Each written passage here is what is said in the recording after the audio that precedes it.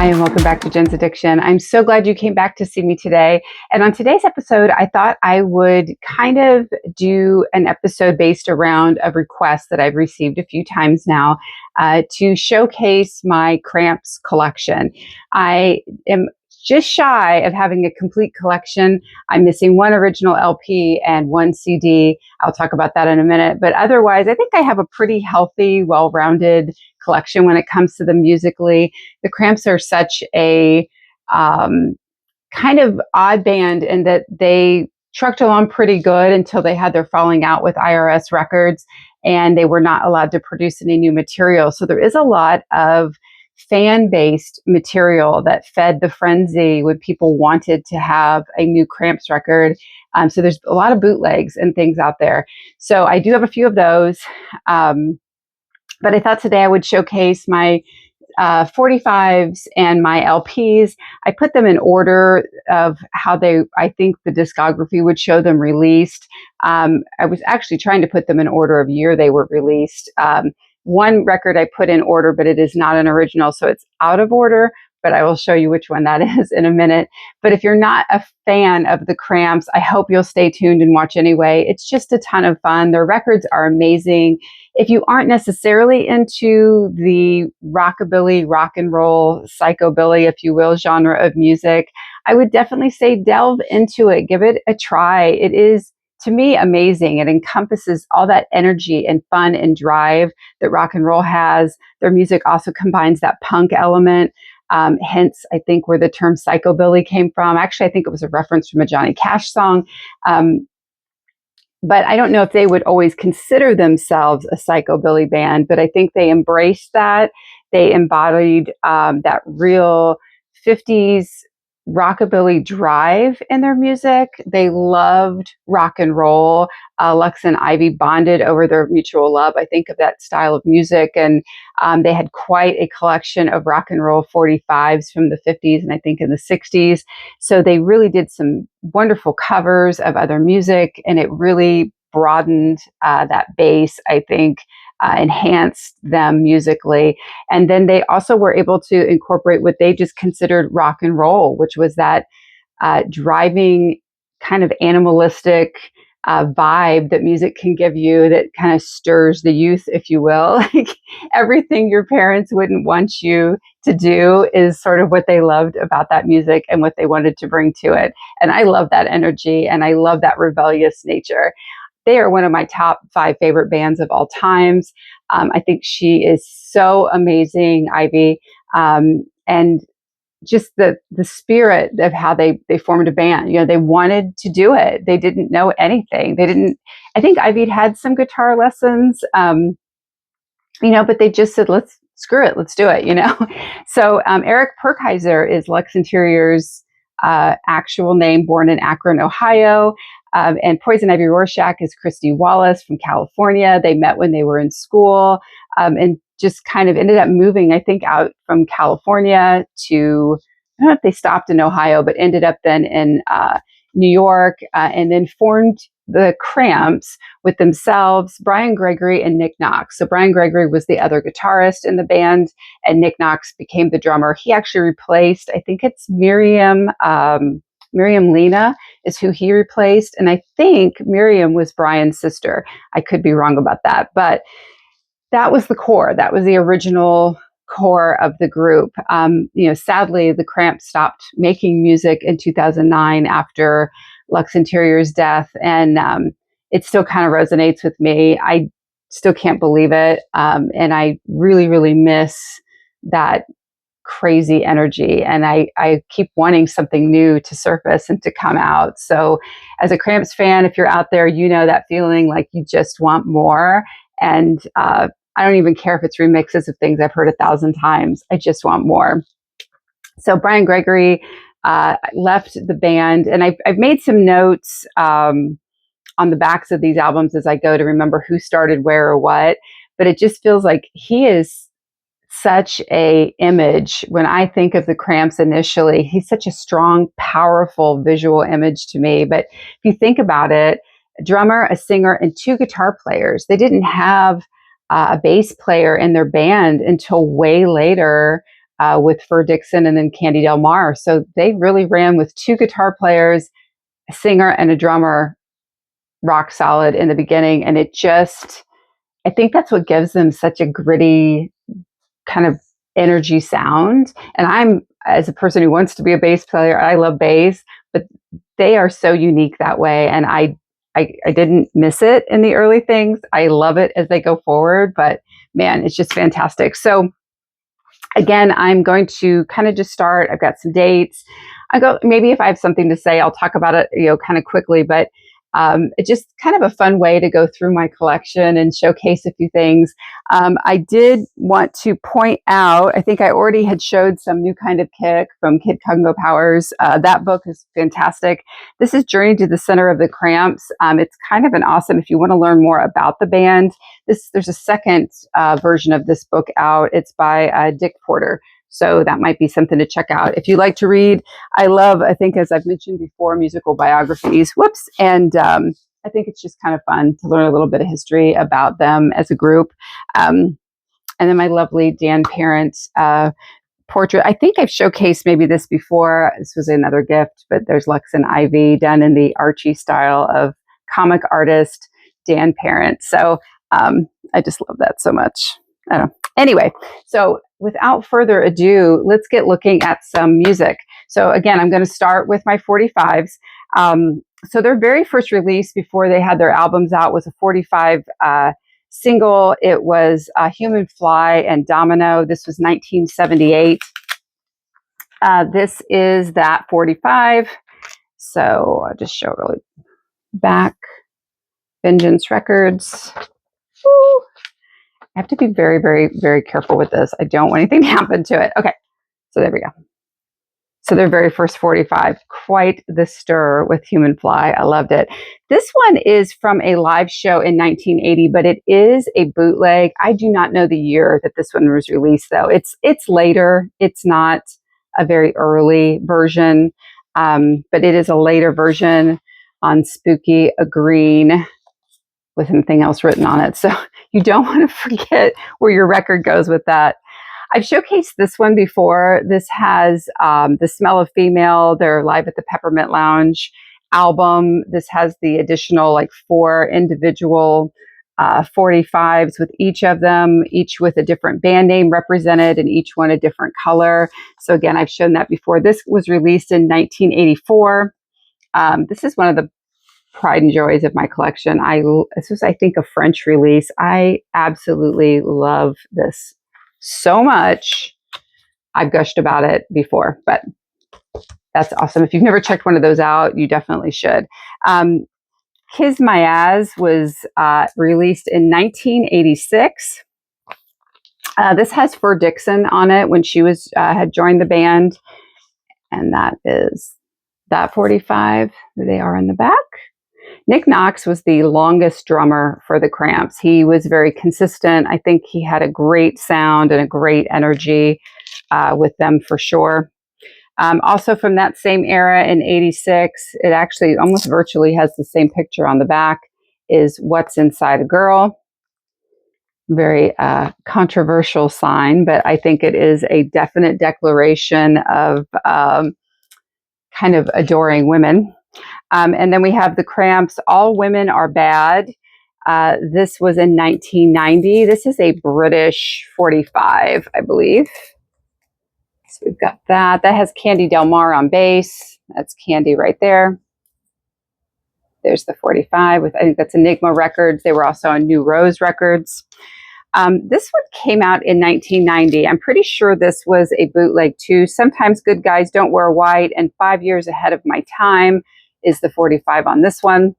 I just love the visual imagery. Of course, I'm a monster horror fan. 1980s. There's a green vinyl in here. So it's hard to appreciate it. But the light will shine through it. It's almost like a gem colored green vinyl. But I do love that monster aesthetic. Definitely one of my favorites. So this is the 2003 Big Black Witchcraft Rock record. It has Butcher Pete on the other side. I kind of love that outtake picture of her. I'm pretty sure, I mean, that was released on their label Vengeance. So it's red. So these last two 45s that I have, this is 2016. These, again, are bootleg 45s. You know, initially, let's see, it's a very deep kind of plum purple. I've kept my permanent spindle in there so I don't have to fuss with it. Just put it in and watch it go. So there you go. Now there's Brian. And then this last one has Human Fly, Voodoo Idol, and Love Me on it. This was also 2016. It is another bootleg. This is kind of a little bit of a bizarre fold. So this is a poster. So it's got, you fold it up, which I think is kind of cool, really, you know, but it has that old classic horror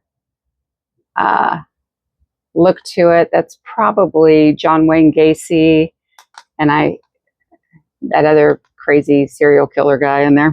I can't remember his name, but when you unfold it all together, it makes this really awesome kind of homage to EC comic books folder. So I thought that was really a neat way to present a 45. I'm sure some people would put that up on their wall. So maybe sometimes finding this particular one with the poster all together might be difficult. I'm not really sure, but mine was in really good shape. So I was really happy to get it. So that was all folded up. So that is the 7-inch singles, the 45s that I have. I guess I have one more to mention. This also, it's called Blind Vision. It is from the earlier stage, the original 3 minus Brian, and we have Kid Congo Powers. So you have The Most Exalted Potentate of Love, 5 Years Ahead of My Time, and Jesus Was a Sinner, and The Call of the Wigat, which 2 songs I absolutely love. I had done a special on the Smell of Female record and Call of the Wigat, and The Most Exalted Potentate of Love are on that, and that is one of my all-time, 2 of my all-time favorites that they do. So I really, really, really adore those. There is one 10-inch record in my collection. This one came out in 2014. It's got 4 songs on it. I just think that this is super cute retro look. Ivy is just kind of that strong force on just about every one of their album covers. This one's called Blues Fix, Hardworking Man, It's Mighty Crazy, Jelly Roll Rock, and Chambalore, I think is the name of the last one. So that is my 10-inch. That's the only 10-inch one I have. If there's more 10 inches out there, I would love to find them. I think that would be really, really, really cool to have. All right, so now I'm going to get to the album. So it's a good little stack of records. This is an original, A Date with Elvis. It just happens to be a duplicate. I framed that one because the cover was kind of getting a little precarious. And I thought I would just kind of keep that as a, you know, one of my original ones, and I want to keep it nice. So that's kind of how that started. But they started out with not a full record. 1979, they released Greatest Hits. And so this was their first 12-inch like EP record, if you will. And then you get, I believe that's how you kind of get your copy of The Human Fly. Let me see if I can pull this one out. So this is a 1979 version. So it's on the IRS label. It's kind of got that wonderful black and white. We have Lonesome Town on one side with Surfin' Bird. And then on side 1 was Human Fly and The Way I Walk and Domino. So I just absolutely, I love this one. Now, some of these Greatest Hits, I think you will find a different, you can have different color on your logo. This is one of the original ones that was in white. And then I'm going to put this in. Humor me while I put this in really quick because I don't want anything to happen to it. I also have one that was a re-release in 1981. And I believe, let me look on the inside of this one. Same IRS record, but that's Nick Knox, Lux, Ivy, and Brian. But the label is silver. So that's kind of one of the ways you can tell the difference on that. What's really great is there's not a lot of wear. You know, it's such a black cover. You get that terrible ring sometimes on those records when you search for them. And I have to say that one's in really great shape. So I was really excited. So then they follow up with a full album. So it's those four again. So their very first record is Songs the Lord Taught Us. This is another one where you'll see the color variation. Mine has, it's a promo copy, and you'll notice that everything's written in the back in purple. Some of them are not that color, which, so I'm kind of really stoked that I have a variation on that one. And then that also has your that kind of rainbow label in there. This is just, to me, such an important record. Everything about it I love. I mean, look at Brian's face. It's just amazing. Like, he even stands out more than these two. And you think what a presence Lux was, but Brian was over the top. I really, really, really dig him. Psychedelic Jungle is the next one. This is 1981. I have two copies of Psychedelic Jungle. I did make mention of this in a different video at one time. So this particular record, there's an orange insert for your copy, which I have on both of these copies. One copy I have, I believe, is the promo copy. And so there's that beautiful rainbow label on the inside. So Psychedelic Jungle is the first record without Brian. And it has Kid Congo Powers on it, which you can see here. There's Kid Congo there in the back. This one has Goo Goo Muck on it. Probably one of my all-time favorite songs by the Cramps is one called The Crusher. That song is on here. Let's see, what's another one you guys might know? Green Fuzz. I love Green Fuzz. Don't eat stuff off the sidewalk. But this has this, I mean, amazing track after track, a lot of original music. But if anybody was introduced to the Cramps through the Wednesday show on Netflix, Goo Goo Muck was, kind of a pinnacle song and made it allowable to listen to the Cramps in grocery stores. The first time I heard Goo Goo Muck playing in a grocery store a few years ago, I was like, are you kidding me? Like, my 17-year-old self would have been like, no way. So here's my promo copy. This is another beautiful, clean copy. What's cool about this record, and what I wanted to take a second and show everybody, which these are the things in records. I mean, this is the kind of stuff I absolutely love. Check out the order form for Cramps merch. I absolutely love this. I love that this is in here. You can get 8x10s and pins. The t-shirts were $7. The photos and stuff for like $1. I mean, I am just so blown away. I just think that is absolutely so cool to have that still in there. And anytime I get an older record and it has all of its little bits and pieces and things to it, it thrills me to no end. So again, a beautiful copy of this one and all the extras that go along with it.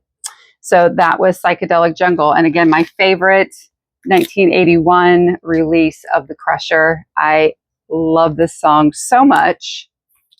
There's the back, just beautiful imagery on that. I just absolutely adore the artwork on this. I was trying to see, Save It and New Kind of Kick is also on here, but I can just listen to The Crusher over and over and over again. Top favorite. So Lex Interior liked to collect 3D cameras. He had one that he used. He drew up the concept to this particular album released in 1983.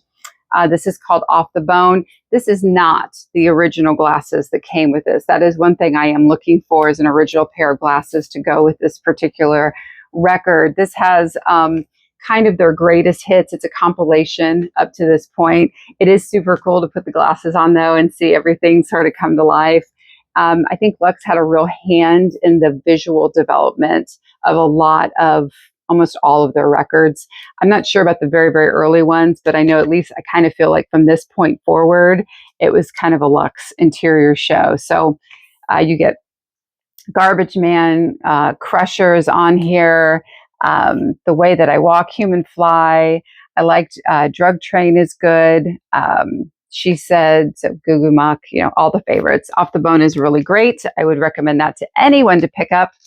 1983 was the release of Live at the Peppermint Lounge, which I had showcased earlier. I won't go deeply into that one, but I have the 1983 and then French re-release. This was a 1986 copy of that particular record. And that's Nick, Lux, Ivy, and Kid Congo. And this is a bootleg from the 90s because I just can't stop buying records. So during their time when they were having their kind of fights with IRS, they wanted to be released from their contract, and they weren't releasing them or their music, and they were unable to produce. IRS put out this Bad Music for Bad People, which is kind of an iconic record in and of itself. This was 1984.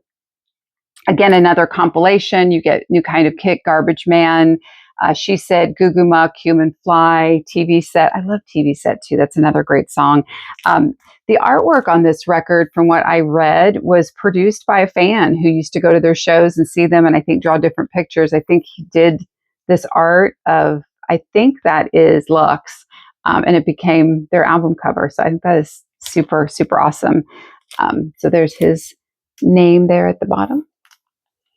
So even though it was probably a record made at a very turbulent time between them and their label, I mean, it just is sort of iconic, even if you kind of inside go, IRS was kind of awful. So they lead up to A Date with Elvis. One of the first singles they did out was called Can Your Pussy Do the Dog? So I think that is an absolute killer cover. So there we go. And again, Ivy, you're going to just start seeing Ivy on the covers representing that over and over again. So A Date with Elvis, just beautiful, beautiful record. This particular copy, I have an original and I have a 1987. So, okay, so this is the, whoops, wrong one. This is the 1986.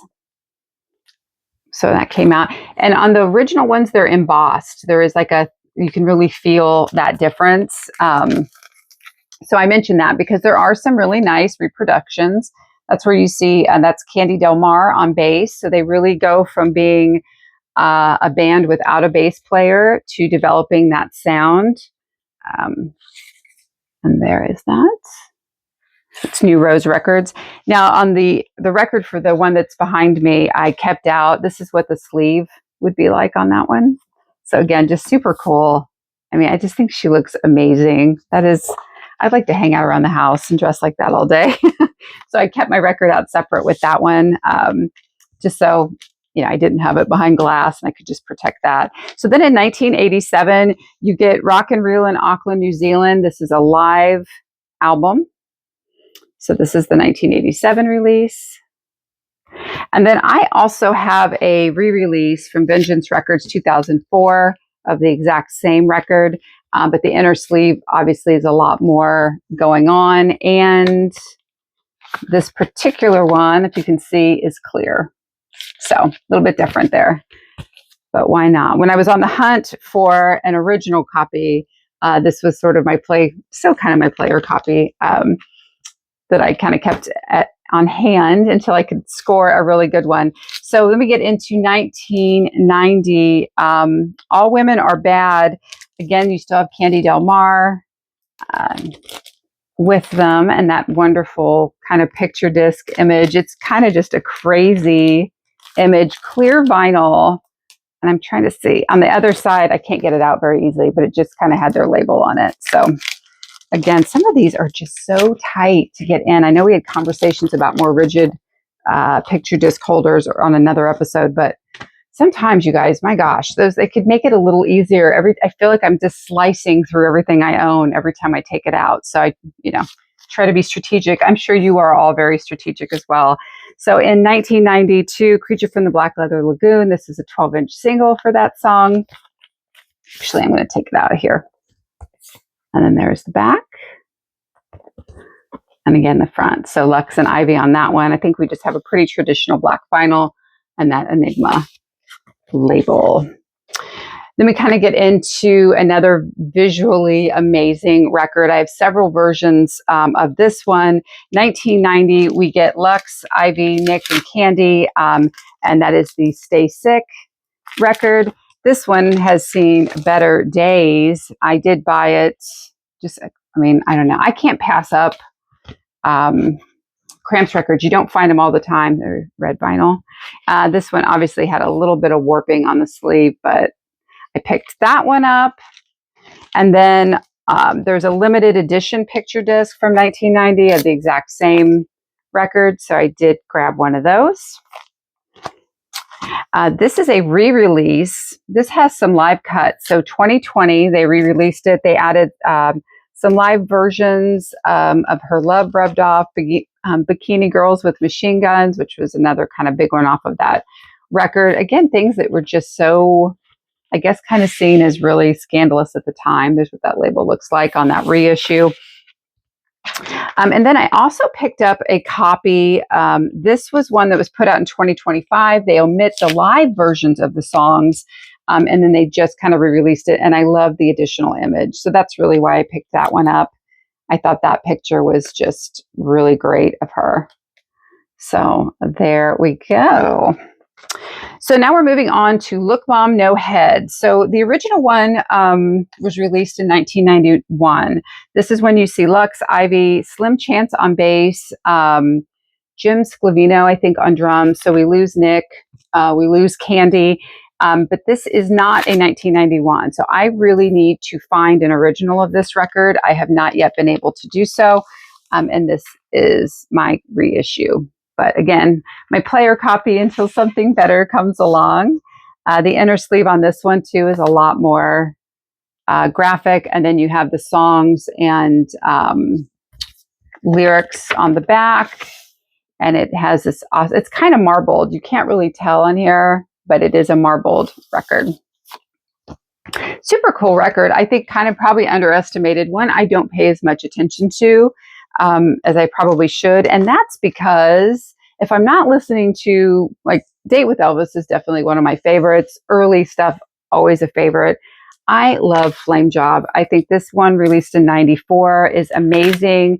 You get Slim Chance still on bass, but you get Harry Drumdini as their new drummer and remains their drummer for the through the end of the band. This particular record also have Let's Get Blanked Up. I won't say it on here. I don't need to get censored any other way, but Ivy on the front and the back. This has amazing songs on it. It's clear. I know I like the red, but it is a clear record. Naked Girl Falling Down the Stairs, another favorite off of this record. Everything about it, the imaging of it. You know, a lot of these records too, when they came out, especially in the 90s, I did not buy the LPs right away. I bought the CDs. This one I found reasonably priced, sealed. So I was the first person to ever crack this open and listen to it. And boy, I was not disappointed. I was so super excited. Big Beats from Badville was released in 97, still with Lux, Ivy, and Slim. This has Cramps stomp on it. Like a Bad Girl Should. I'm trying to think of other ones some of you might have heard before, but it is just a fantastic, fantastic record. And I don't believe there is kind of the inner sleeve, which has some live photos on it, which I really like. And the record itself was sort of cool because I really dug the picture on the label. I love stuff like that. Plays really great. Could not be happier with it. I think I'm going to lay that one right back there. So kind of moving on, in 99, there was a radio show called The Purple Knife Show. You can look it up. Other folks were on it. Lux Interior was on it. And what's really cool about this, it's a 2-record set. It is them going through their 45 collection, basically. And he sort of pays, I think, homage to the radio show hosts, rock and roll radio and TV horror hosts. He has that kind of vibe to it. I think there's a video that corresponds with this. You can probably find it on YouTube. But it is sort of neat to listen to songs that they pick, that are bands that they like, that influence them. And it's just, you know, just kind of one after the other. And I just thought it was a really cool addition to have to my collection. So you kind of hear him talk about things in his own unique style, if you would. So the last album that they made before his passing in 2009 was Fiends of Dope Island. I think this is crazy. They have a different cover, also an alternative cover to this. So this particular record, you're going to see Lux, Ivy, Harry Drumdini, and Chopper Franklin on bass. So that's all of them together. And the inside is another Vengeance. This is a clear red record. I just love that graphic style, even for the sleeve. I just kind of wish more bands would really do that extra bit, but I think Lux was a definite visual visionary. So I just really, really, really love this. So there's a lot of good ones on this one. I can't name them all. Not all of them probably are titles I can say, but definitely one worth looking up, and I really adore. So now we're moving into a couple of records, live performances. These are things that were put out like in 2010. This was a 1977 demo. They had done a lot of their demos in Nashville, I believe. These are those demo sessions. This is a bootleg copy. Obviously, I don't think it's an official copy, but they've got one of those, which I do like a lot. This is live at Club 57 and 79, plus 9 demos from 77 to 79. This one came out in 2010. I really love that whole horror comic kind of look. Let me see if I can pull that out. We've got the records there to the back. It's a really tight fit on the record. So there we go. It's Lux on all those. I think that might be Nick Knox on that one, which leads me to believe that on the other side, we've got, there's Ivy, which I thought was really cool.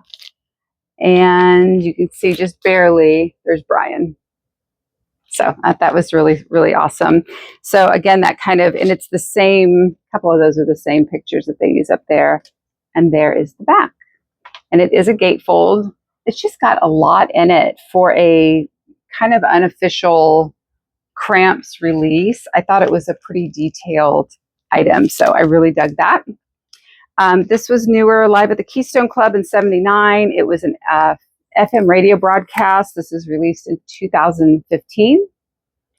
So there we go, the front and the back again too. And I think this one, it's all, I don't know if there's like an interview component to this. I can't remember. It's been, there is a Lux interview on this one right down there.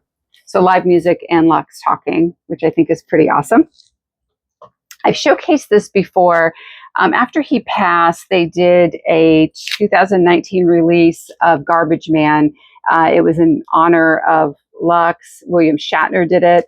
I went to Comic-Con last year and got William Shatner to sign it for me. So that's kind of pretty awesome. So it's the original Cramps version as well as the Shatner version of Garbage Man, which is just, if you've not, I think it's on my playlist, my Spotify Jen's Addiction playlist, which some of these songs, I'm going to add some more Cramps music to that playlist, but it is already on there. This is called Cramps Sinners 2021. This is the Club Soda in Montreal. I really dig this record. It sounds really good. I love the songs that they choose to sing. Recorded obviously May of 84, but just kind of all those quintessential Cramps songs that you really, really want and need to hear. So I really dig that one a lot.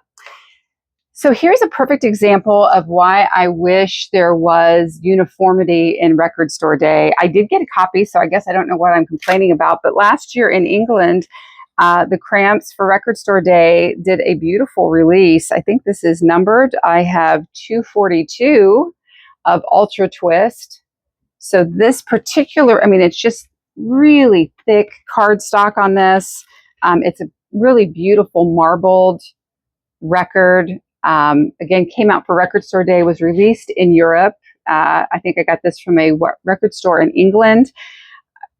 Confessions of a Psycho Cat and No Club, or it's the No Cub Lonesome Wolf. Let's see. I think that was just the 2 songs on here. No Cub Lone Wolf. You might notice I can't ever say things correctly. But anyway, as a Cramps fan, I saw Cramps, right? Because I'm looking through both lists. I didn't realize I had the European list up first last year before I looked at the US releases for Record Store Day. And these are the kinds of things that make me happy about Record Store Day, because we had not had a new Cramps release that I had seen anyway in forever. And so to get this was just super awesome. So I wish they would do more Cramps releases. I wish they would do more unique things for Record Store Day, but there you go. And then these final two, I have no idea of the release dates on these. These are this one's a full album called The Cramps All Tore Up. It is Brian, Nick, Poison, Ivy, and Lux. It is all of their early music, obviously. It is a live recording, I believe. I can't remember where, but it is pretty awesome. So I was excited to get one of those. And one of the very last ones I have had a very generic side A, side B record, but this kind of piggybacks on, it's called Fetishism, but you'll notice it has that poster on the back. I think that's it. And I have this one actually hanging on my wall down here in my record room from their concert posters. So you get all of the hits. This is, I think, recorded in '82 in Canada. So Larry's Hideaway was where they played in 1982. So there you have it. It's a rundown. It took a little over 30 minutes to show you all of my Cramps records. I hope I showed them okay. If you have any questions or want to know anything more about something, or if I can snap any photos and just post them on my YouTube page, I will totally do so. Again, I just absolutely love the Cramps. I hope if you aren't a fan already, maybe this sparks your interest a little bit. They are, to me, just such an iconic band. And as a lover of punk music and 80s music, I think they encompass all of those things combined to make something truly amazing and truly unique. And I miss them as a band so, so much. So again, I'll post some things on my Jen's Addiction Spotify website. If you are not already a member and would love to subscribe to the wacky things that happen here at Jen's Addiction, I would love to have you. So for all of you that are already subscribers, thank you. And if you're not yet, please hit like and subscribe. It does mean an awful lot. I appreciate you all being here so much. It makes all of this so much fun. I mean, where else can you sit and talk about the records and things that you love than here on my channel or all the other great channels here on YouTube? So I will leave it there until next time. I hope that you all are finding some great tunes to spin, something new to you, and maybe a new kind of kick. Please, if you haven't already, check out the Cramps. I don't think you'll be disappointed. Thanks, everybody. Bye.